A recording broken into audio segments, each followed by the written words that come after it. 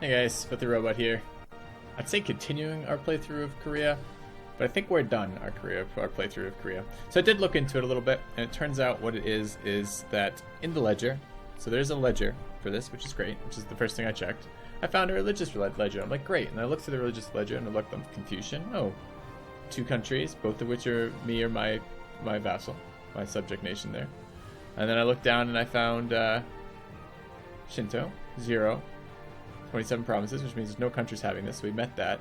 And I couldn't find Buddhists, and my assumption was that something was that basically Buddhism maybe had to be formed or something like this. I don't know, I know nothing about the religion, right? So I assumed maybe it had to be formed. Maybe it was some event that was going to take place that never took place, so I don't have to worry about it.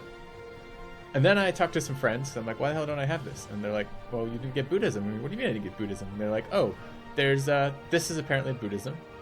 This one's apparently Buddhism. I think there might be one more that's Buddhism as well. And for maybe this one?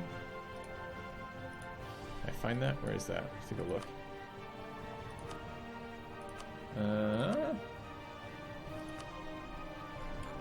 Is there really just map mode? Mayahana.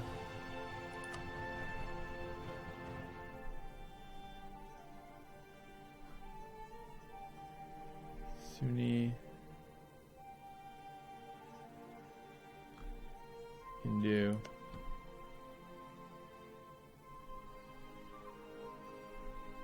so look at this. When I actually mouse over it, it does say like all Buddhist branches.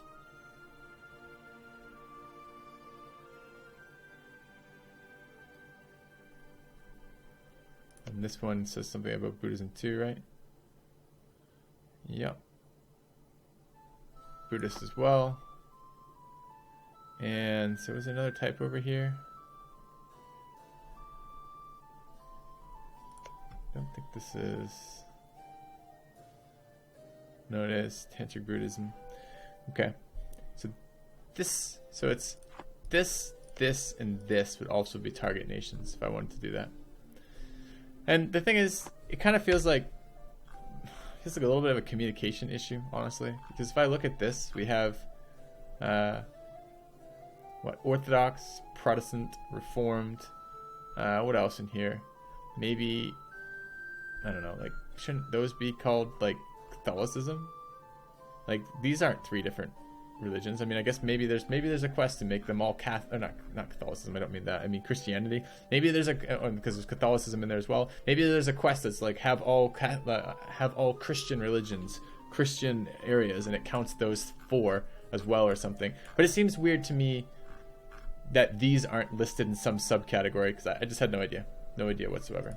So that kind of, for me, is a deal breaker for continuing the campaign. I was ready to be done this campaign, and I thought, that's a nice ending point. Like, we learned a lot from this. This was a lot of putting ideas in practice that we hadn't had on our own yet. This was our first campaign after doing, well, even during. I started this very early in the tutorial campaign with the Roomba. It was while I was recording that, I was also recording this. So there's a lot of learning going on for me in this particular campaign. I probably could do that. I don't think anything's stopping me at this point. This is like a snowbally steamroll for ever. I mean, certainly we're going to suffer for, we're at 150% overextension, so we're going to get a ton of rebels. We'll have to pay a bunch of money to do that. We can kill them all. We could absolutely go after this area over here. I don't think it's out of I don't think anything can stop us from taking these, but I have no desire to do it.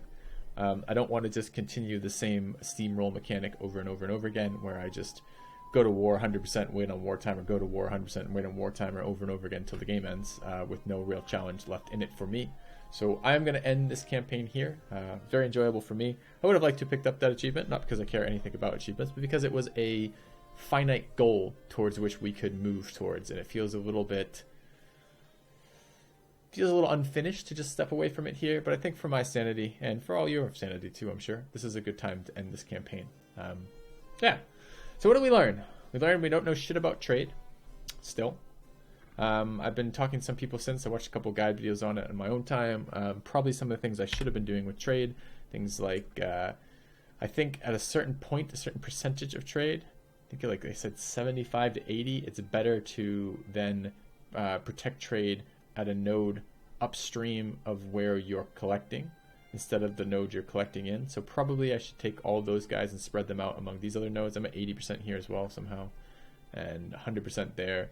So probably even those should go further upstream for more money.